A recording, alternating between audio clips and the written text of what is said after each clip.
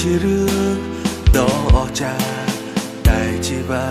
ប្រាប់ថាទទួលមិនបានមើលខ្សែភ្នែកបងដងទៀតបានទេមុនស្រង់មាមេអូនចាក់ចេញទៅ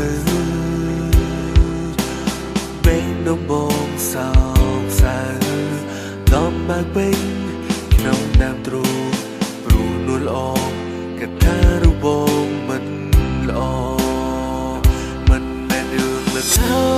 តបំពន់ភ្នែកអូនទេស្រីព្រោះបងស្នេហ៍ស្រីស្នេហ៍ស្រីអបពីដួងហរតីព្រោះគេមែនទេមានមេក៏ប្រាប់ឲ្យបងបានយកផងចុងក្រោយបានត្រឹមចោមើលអូនចាក់ចេញ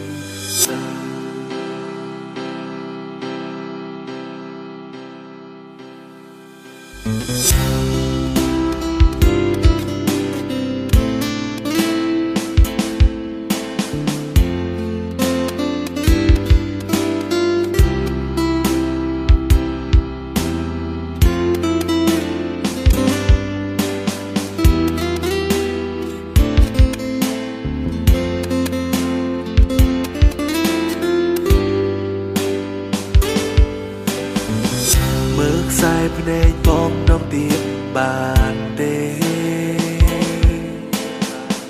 មុនស្រង់មាមេអូនចាក់ចេញទៅបែងដំបងសោកសៅដំបើកពេញក្នុងដើមទ្រូងព្រោះនួនល្អ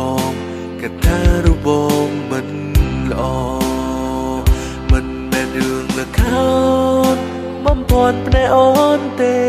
ស្រីព្រោះបងស្នេហ៍ស្រីស្នេហ៍ស្រីអបពីដួងហរតីព្រោះគេមែនទេមានមេក៏ប្រាប់ឲ្យបងបានយកផងចុងក្រោយបានត្រឹមចោមើលអូនចាក់ចេញទៅ